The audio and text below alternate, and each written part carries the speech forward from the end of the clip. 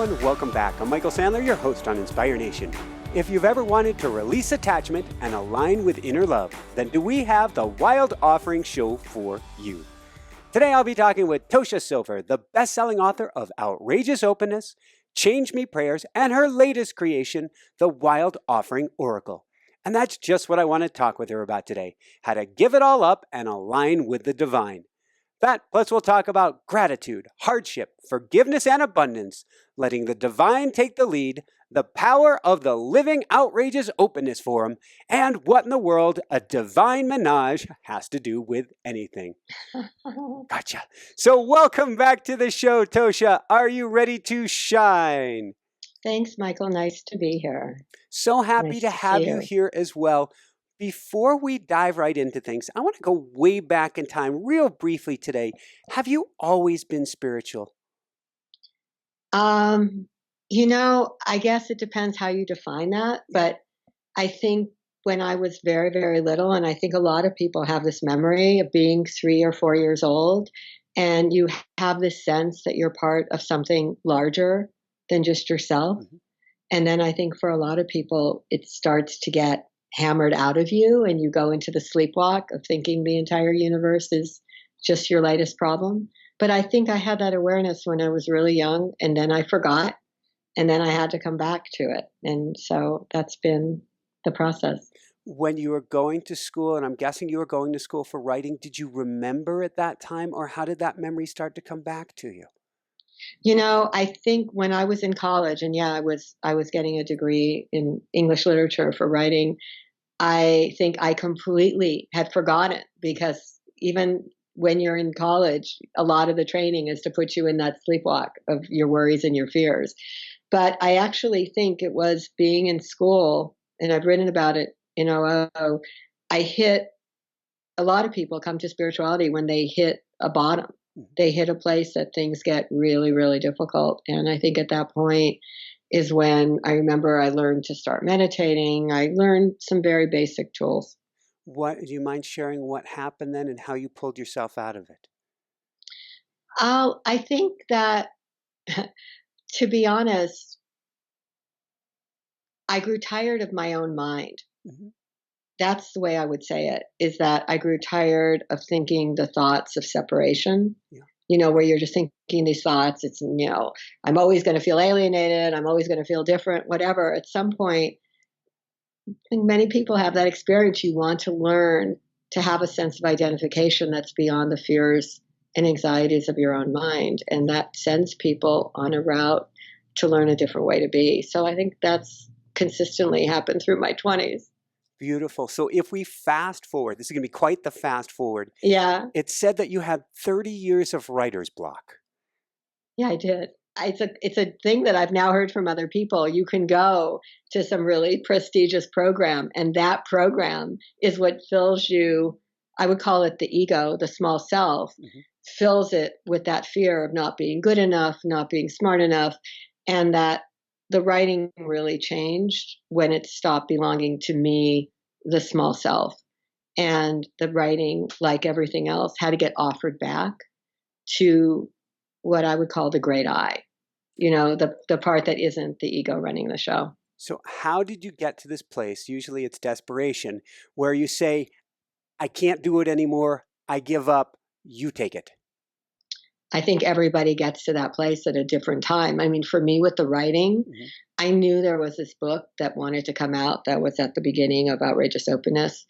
And I literally could not get myself to sit down and do it. And often at that place, it's because, if you think about the difference between the small self me and the great I, most things we're taught in the culture are about how to get a better small self me, including most New Age thinking. Improve the me, you can do it, you can get better, you can get more. That's all improvement of the small self me. So at some point, the writing had to stop belonging to that small self me because the writing wasn't working. And when it got offered to the great I, she had a whole other plan, because the great I doesn't really care if other people like it or not, doesn't really care if your last review is good.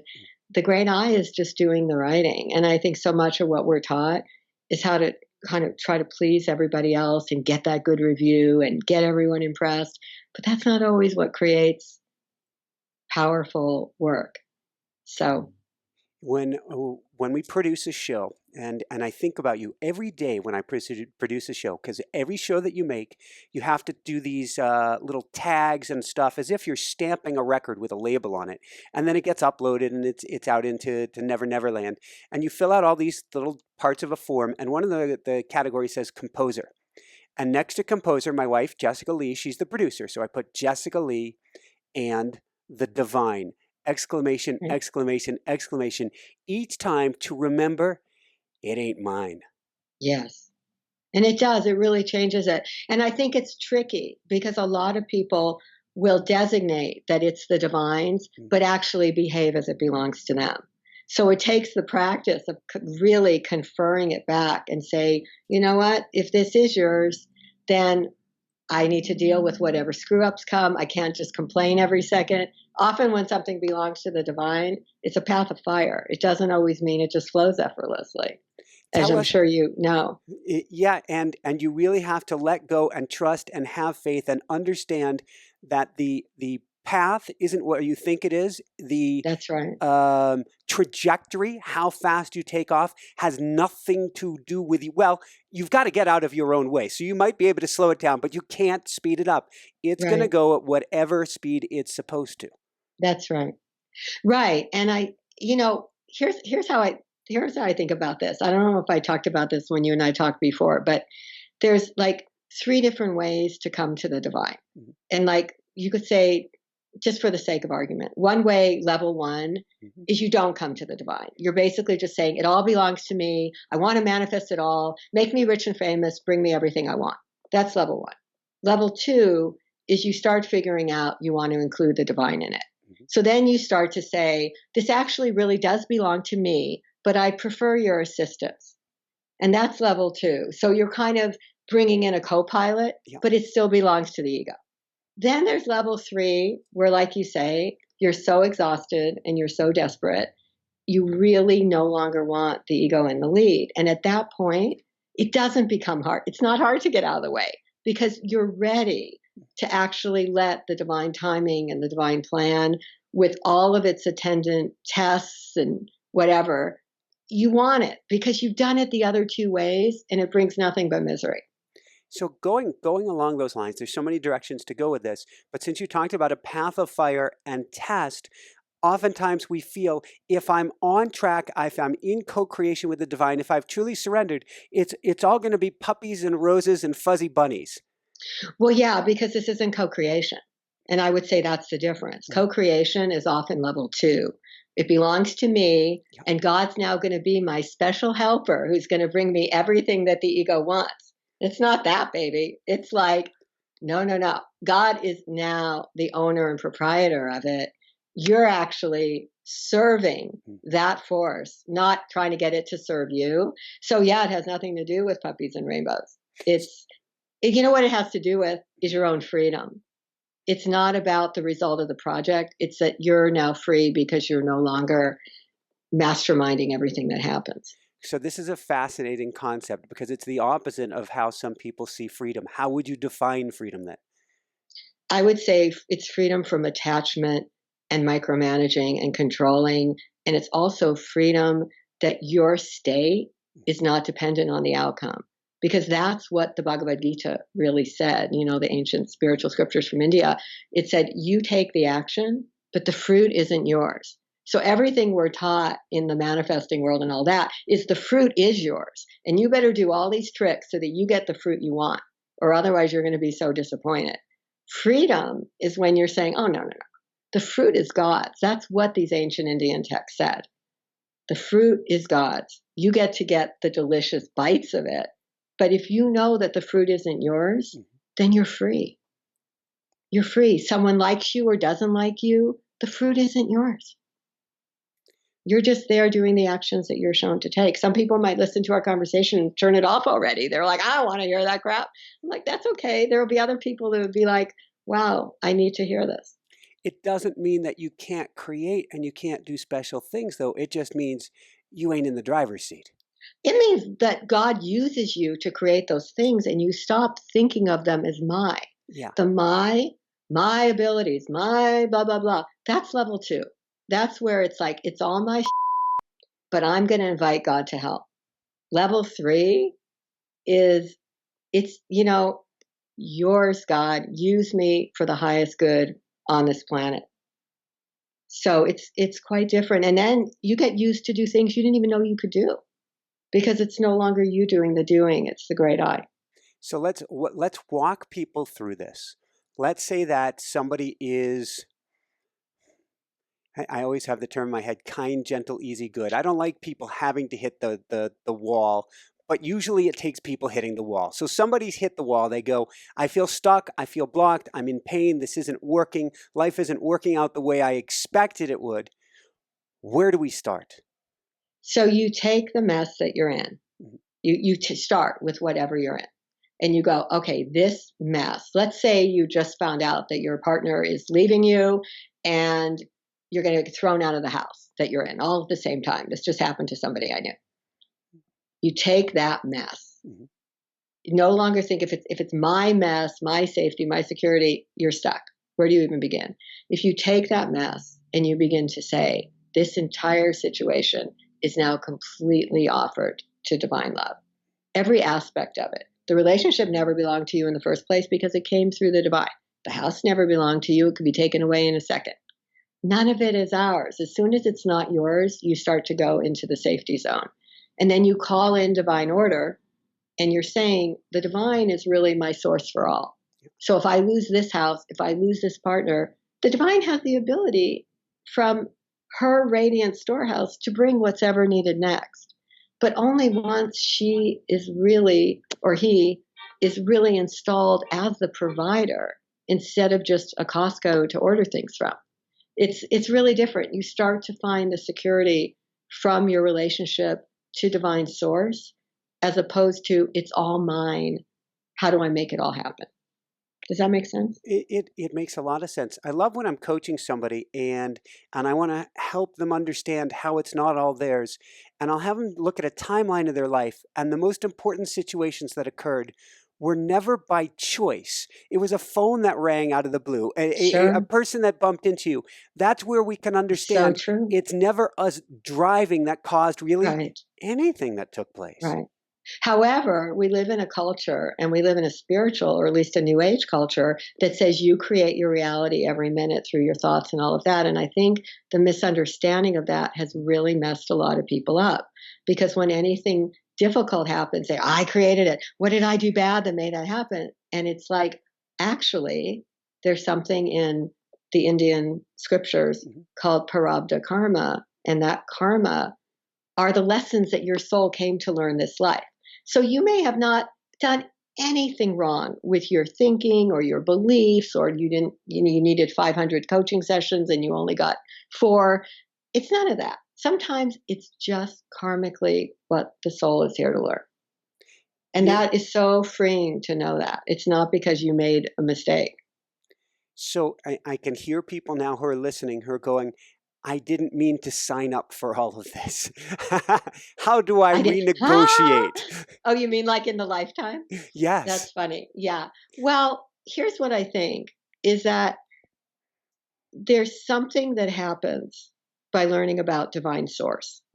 And that idea that we were just talking about, the idea that no person, place, or thing is actually your salvation.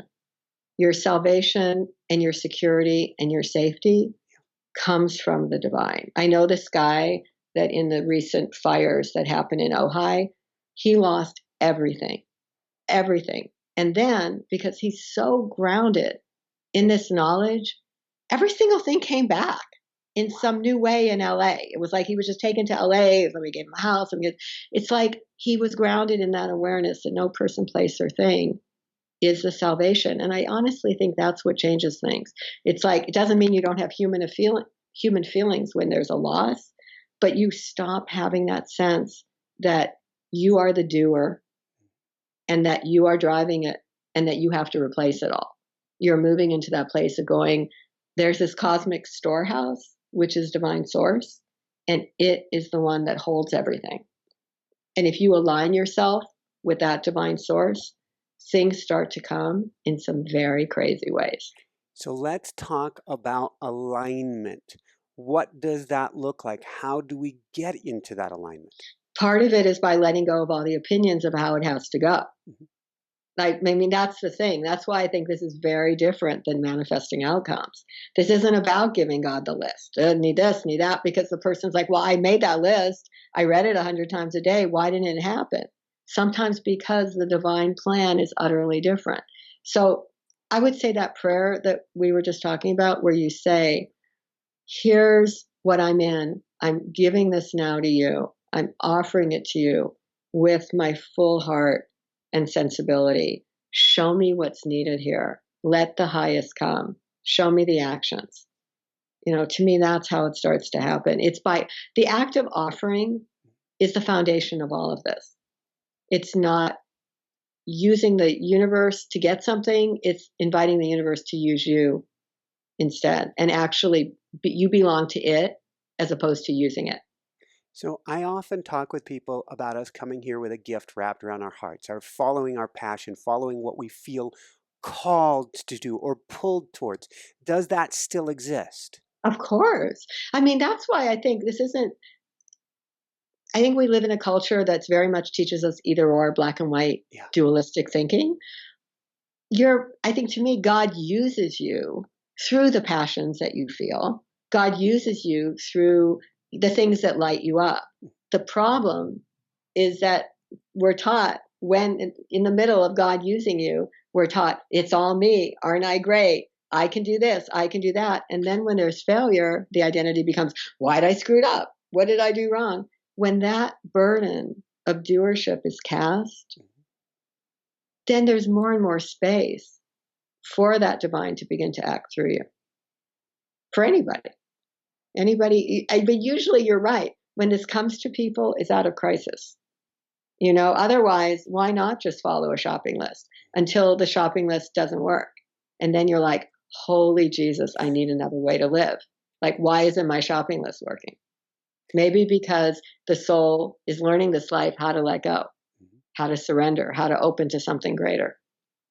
Do you think that's one of the big lessons that we all came here to learn? Absolutely. I mean, I think when you're an old soul, this is what I think. If you're an old soul and you've been on earth a billion times, you eventually evolve to a place that the small me can't run the show anymore. Maybe if you're a brand new soul and it's your first time around, the me wants to learn how to try to create whatever it wants in the sandbox and knock it down and make another one. But I think at some point, the soul gets very tired. And it says, I want to learn how to align with something greater than the ego.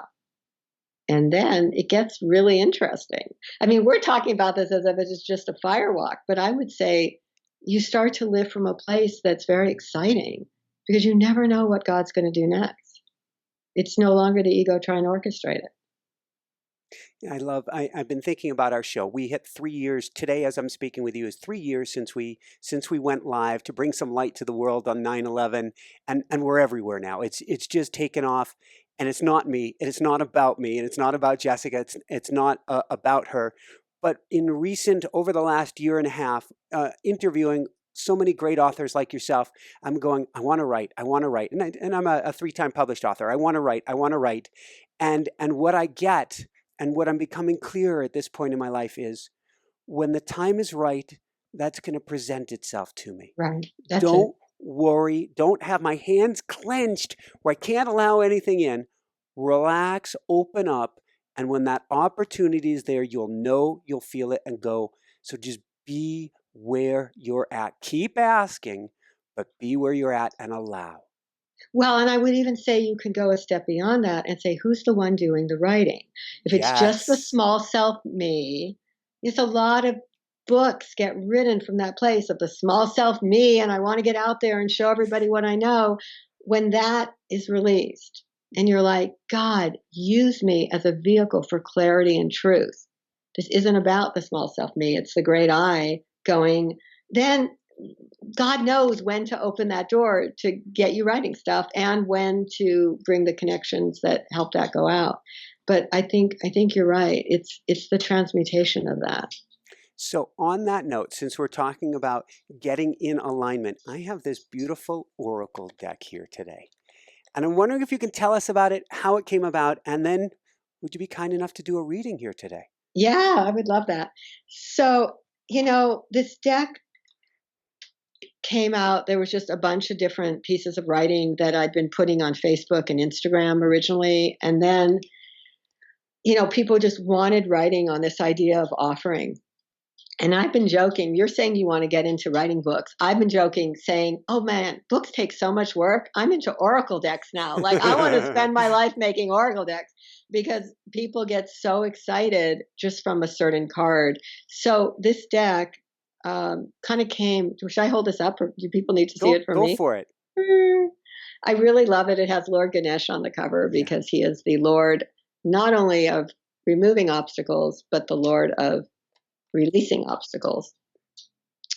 And I mean, he brings obstacles and he releases them. So what happened was this was coming together with my publishing house, Hay House.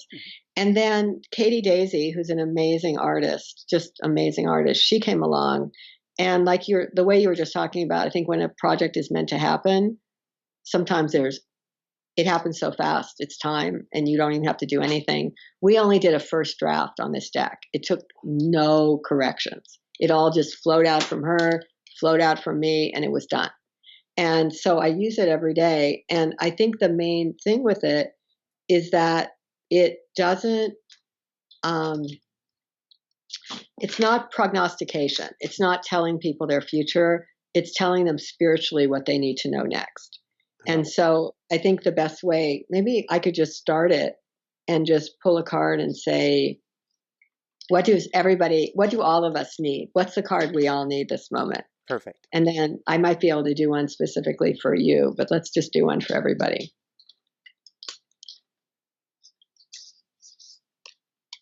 Haha. Okay. It's called Mistakes.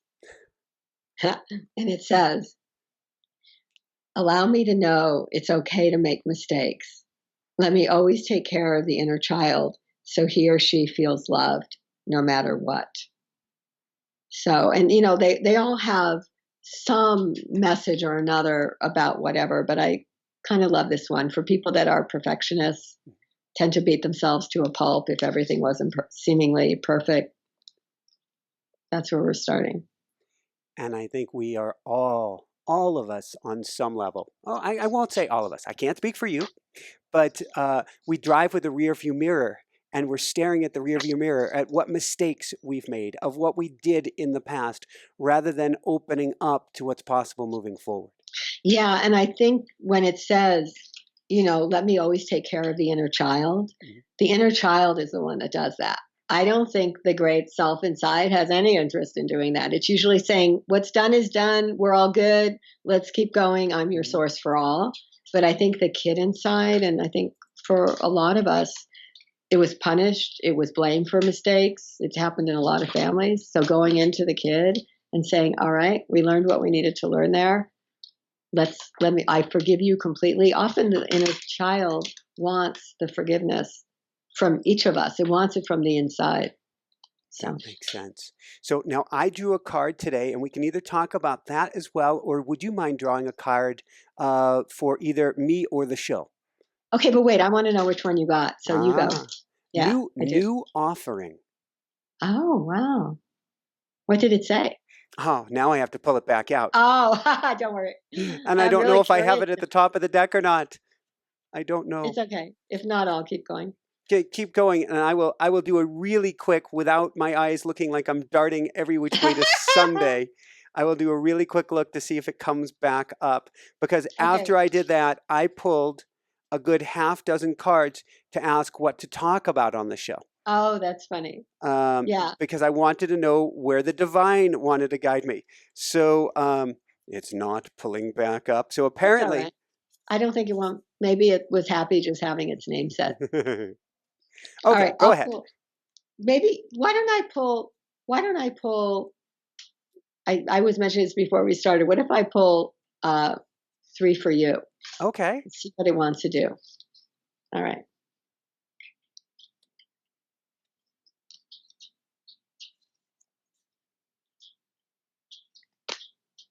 Wow. All right. Here you go, Michael. Yes. I think this is some ways, this is something that you already do, but it started with gratitude. Mhm. Here, hold this one up. Oh, goody. That's one of the So cards I pretty. pulled. Yep. Did it? Okay, Yes. good. Maybe I'll just pull them all on my end for you. Like you already got them. Find just one thing that you feel grateful for right now and let that gratitude pour through your body. It's like a healing balm, like the warmth of the sun. Beautiful. Okay. Then it went into enjoyment, which you also seem to me like somebody who knows about enjoyment.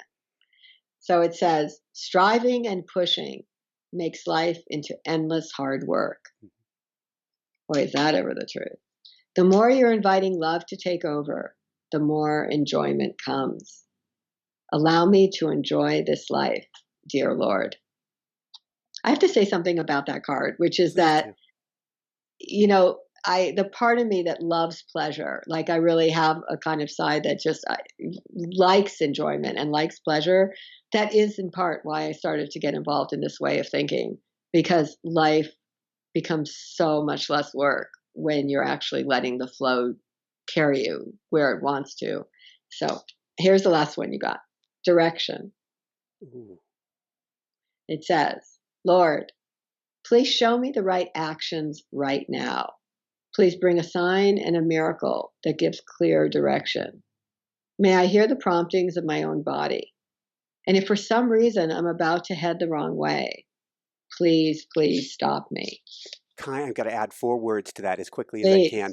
Kind, gentle, easy, good. I've gotten the stop with a 2x4 enough times.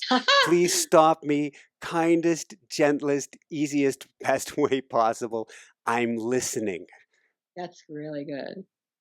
That's really good. I think it's easy to forget to do that. Or sometimes somebody thinks, well, now I've started this trajectory. I have to just keep going no matter how crazy it is. I can't turn around now. And when you do what you just said and you say to the divine, look, if I'm headed the wrong way, it's never too late, basically. If I'm headed the wrong way, I'm handing this to you now. It no longer can belong to me. It belongs to you. Redirect me. If there's something I need to do here, redirect me, show me the way.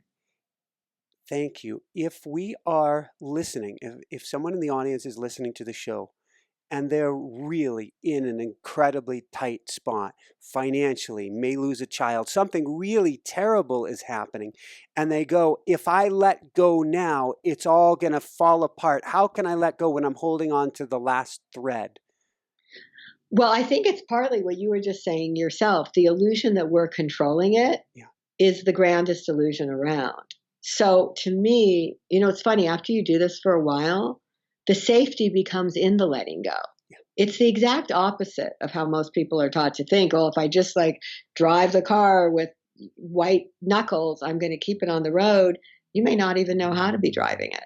So what I would say is you kind of have nothing to lose. And sometimes with people, I suggest take a smaller issue, take something minor that isn't your current crisis, offer that over first, and start to ask for guidance on the smaller topic and see what happens, because it's like building up a muscle. Somebody doesn't always want to do it with the scariest thing in their life, but they'll do it with something lesser and they'll start to see that it's working. I think it can be a really fun, if you can allow into it, scavenger game. We went to go for a hike a couple days ago, and Jessica's like, so where do you want to go today? I'm like, I'm open. She looks at this list of hikes. She goes, American Lake. And we start driving towards this trail called American Lake. And she goes, I don't know why, it feels like the trail to go to. And then her service went out. And as we went into the mountains, couldn't find it, didn't know where to go. And she's like, well, what are you going to do? And I'm like, well, I'm just going to drive to the next thing that looks like a sign for a trail. And that's where we're going to go. And I drive along and I see out of the corner of my eye, a mile or two later, a sign on the trail. It said trail. And I had to back up, take the turn. It was American Lake. Exactly. And you're just like, oh, goody. But I love that story because it's astonishing how much that happens. It's almost like this is the stuff we would teach 2 and 3-year-olds because they already have that instinctive sense. And then it's systematically kind of bludgeoned out of people to think this way as they become so-called adults, which mostly means being asleep. And so you go back into that place of going, I'm inviting this source of higher wisdom, which already lives inside of me as the great I. I'm inviting it to lead. And just like you say, I find that it's not only a scavenger hunt. God has this enormous sense of humor. The stuff comes as puns. It comes as jokes. It comes as, it's quite astonishing. Then tell me about one of my favorite ways it comes, synchronicities. Yes. Yes. Well, I think there's just so, I'll tell you, I can give you the example this morning before you and I got on this call. Yep. As you know, we were having some trouble with the mic because it wasn't turning on, and we were trying this and we were trying that and it wasn't really working. And so I just started to pray, like, you know what, maybe it's not meant to happen today. I'm good with that. But if it is God, then we literally need it in the next minute to pull together. Otherwise, I don't care. I'm perfectly happy to cancel it and do it another day. And at that moment, you said, turn off the computer and let's just reboot it. And that's when it came on. And that was like, we tried everything but that. So to me, that's the way that this so often comes. I mean, another example is like, I'm thinking about whether to head to the East Coast for something next month. I went and I looked at the tickets. I saw a great price. When I came back 2 hours later, that price was gone. The tickets had doubled. And I thought, you know what? Let me wait a minute. Like, that's often my sign, is that, when I meant to do something, all of a sudden the price has dropped $100, not doubled. So you just start to tune in on that level. And then you're not even mad when you get this thing that isn't what the ego wanted. You're like, oh, I'm being redirected. Why don't I take a breath and wait a minute? How much are you living in a world of, and I can speak for myself, I live in this woo-woo world. It's the only way, I wouldn't even call it woo-woo, it's the only way I can live. Signs, symbols, always just as open to possibilities, and then catching it and going, that means something. Exactly. And, I think it's quite sad that it's considered woo-woo, because the truth is cultures that are indigenous and have lived this way for thousands and thousands of years. And, I taught at Esalen a few months ago, and there was a guy who was Native American who happened to be in the course. And halfway through the course, he said, you have to know everything you're doing with offering, everything you're doing with omens, following the signs, all of this comes out of every indigenous culture has their own version of this. It's only when you have an insane culture completely driven by the testosterone driven ego going, I need it, I want it tomorrow. That's only in a culture of insanity. All over the world where there are still indigenous cultures, they do some version of what we're talking about. Beautiful. So let's talk about a few key words here, and then I want to know where people can go to find out more about all of this. First off, sanctuary. What does that mean? Well, I think if you were getting the card, that I have a card on sanctuary in here, I love that card, because to me, most people say they're looking for that magical special sanctuary in the outside world where they'll feel safe. But to me, we wrote that card. I don't have it in front of me, but it was basically that the sanctuary is on the inside. And that if you can do, in fact, maybe when we get to that meditation, we'll do something with that where you start to you can find a safe place on the inside where you're based in that great I. And no matter what's happening on the outside, you are safe. So that's what it means to me. Thank you. I use automatic writing. It's something that I teach our audience on how to dive in and get those inner words of wisdom. Do you have a tool or technique to open up either the ears or open up the heart and hear even better? If you go on my website, there's a whole course called Psychic Development. Ooh, The Psychic Development series. And it has a lot of tools like that. In fact, there's 2 different levels of it. There's also 2.0. And because I'm really think that part of what we're talking about is just training the mind to hear the messages.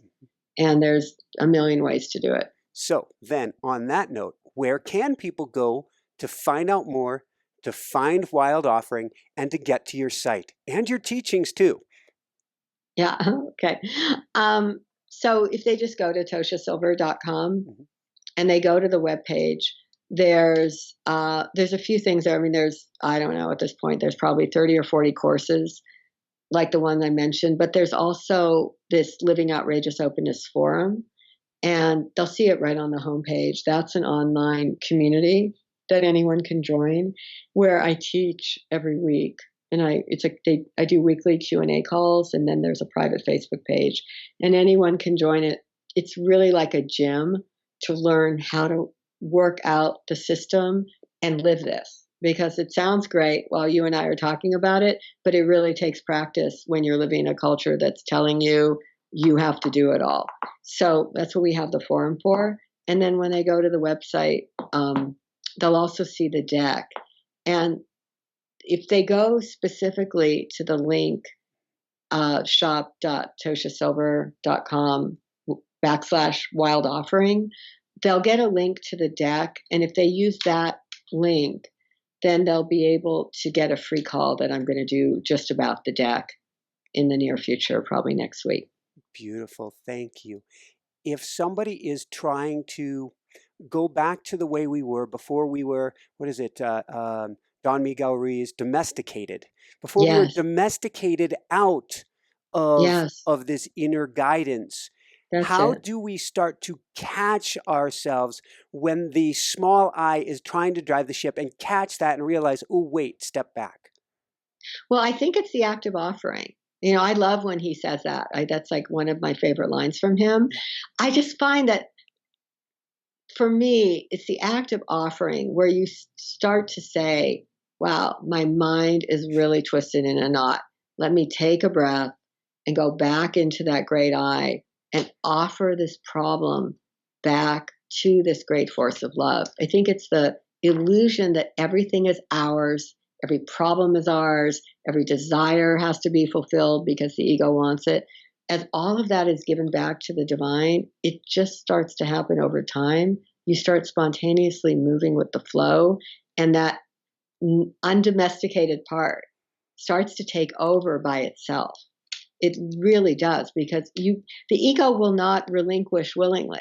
It's fine. The ego's finding its safety from trying to run everything. Mm-hmm. So it's the act of offering it all back to the source of love, and that's a lot what we do in the forum every week. You're inviting something greater to take over. I'm thinking about right now, we just moved from Emerald Isle, North Carolina 4 months ago. There is a category 4 at this moment barreling down towards the islands. I have a mantra which right now is, thank you for going out to sea. Thank you for going out to sea. I realize it's whatever happens is for our highest good and the highest good of all. At the same time, for people in this crisis mode, what do we do? Well, I do everything. I've been dealing in California with the whole state's been on fire. And we're in Basalt, Colorado. The mountain in front of us, it made it to 1.5 miles from our house. Whoa. 2 months ago, July 3rd, we watched the fire race down the hill, and we're packing up the vehicle. So I get it. Right. Well, so to me, I focus it on offering. I do. I focus it on, I call in the highest. I'm asking everything about this situation now belong to the great divine. I don't personally say thank you for putting it out, because that isn't necessarily what the heck's supposed to happen. Yeah. So I don't do prayers controlling. I do prayers of, I'm calling in the highest here for the safety and the highest well-being of everybody involved, including all of nature, including all of animals. It's like, that's personally how I pray. But I think for all of us, we're all getting very good at praying in natural disasters, because there's almost nowhere not touched. Yeah, it's wild. So on that note, what one homework assignment would you give people today to start offering? I would say, in fact, I could do this in a meditation if you want. It's the act of taking something that is really your tremendous burden or trouble that you're dealing with, and it's different for everybody.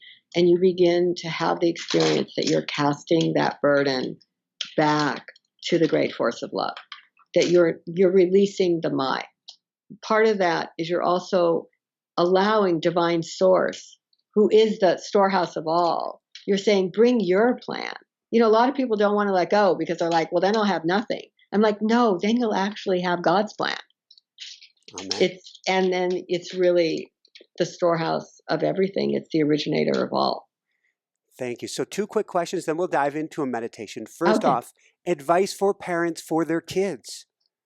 Well, I think it's the same. I actually deal with the parents and kids thing a lot on the Living Outrageous Openness forum, because who said that? Was it Siddhartha? But that idea that your kids actually belong to divine, Yeah. not to the self, really changes everything. I mean, I've had to do that with my own cats too. It's like, if you're taking the burden of your children, your animals, all of it, and you're saying, I cast this back to you, I am now caretaking them on behalf of divine love. You're the agency for divine love. It's no longer like my kid, my need to rescue, my need to save. It really, really changes the dynamic. Awesome. What personally brings you the greatest happiness, or what I call the woohoo factor? You mean in my life in general? Yeah, what brings you the greatest happiness? I don't know that there's just one thing, but I would say pretty happy sharing this way of living with people. It really feels like it's needed on the planet right now, and people have tremendous gratitude when they hear it. But if not that, I would say at the moment it's probably listening to Aretha Franklin music and Wow, dancing around the house. you got to think about Yeah. what you're trying to do to me. Yeah. Woohoo! I love Aretha. There So, you go. on that note, any last words of wisdom, or do you want to just take us straight into a meditation? Let me take you into the meditation, because I think for a lot of people, this all sounds interesting or maybe annoying, hard to know. But once you're in the meditation, you can often feel it. Beautiful. So if you just focus on your breath for a moment, and as you breathe in, feel your mind beginning to calm. And as you breathe out, any tension, any fear, any worry, it's all flowing away.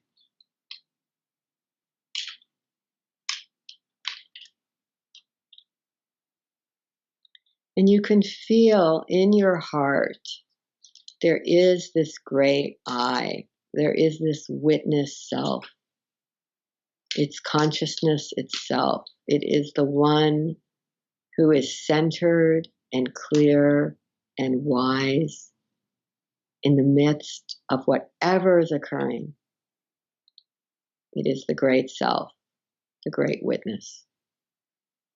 Feel yourself connecting to that great I. And just imagine you can take whatever situation is most difficult right now. Could be a fear, could be a relationship, could be health, could be money, could be anything. You're taking that burden and you are casting it to the great I at your heart. And you are saying, I can no longer micromanage and carry this. I am exhausted. Take the burden of this. Let me offer this to you. And as I offer it to you, may you show me all the right actions. May all right actions be shown. If there's something I'm meant to do, let me see it now, or let my body know it once I come out of this meditation. And then you may see or hear one word from your great I, from that great self. The burden now belongs to that.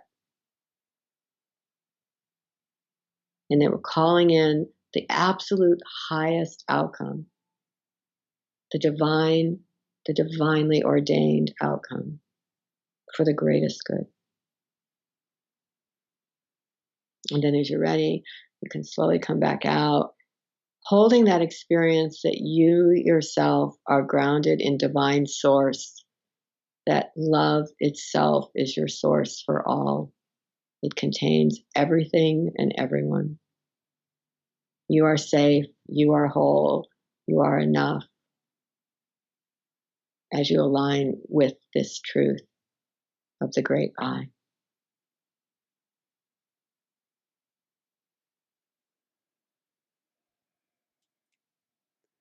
Woohoo!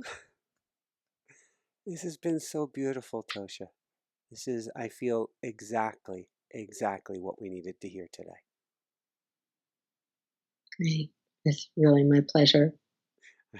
I'm like so soft and subdued now. I know you are. You're like, Thank you so much. This has been truly beautiful, and I think it is when you drive the ship, pain may be involved. This is so important. You know, the only thing I would add to this is that to just encourage people to be very patient with themselves, because the act of learning to do this takes a little bit of time and practice, but you just start to find it builds its own muscle, and it will happen. Or else come to the forum and find us, and we'll help you. Excellent. And the URL one more time for the forum. You know what? If they just go to toshasilver.com, they'll see it on the homepage. Fantastic. It's one of the first things they'll see. And if you didn't catch toshasilver.com, come on over to inspirenationshow.com. We'll get you over to toshasilver.com. So thank you so much, Tosha. Thank you. For everyone out there, this is Michael Sandler saying, be well, have fun, get the Wild Offering Oracle, and begin surrendering to divine love today. And shine bright. Woohoo! Thank you so much, Tosha. Thanks so much. That was wonderful, Michael. Thanks so much for watching. If you enjoyed it, be sure to like below. Also, leave your comments. Have some real fun with it. Subscribe to our channel where you're going to get more great videos, more interviews coming up. And check out our website, InspireNationShow.com.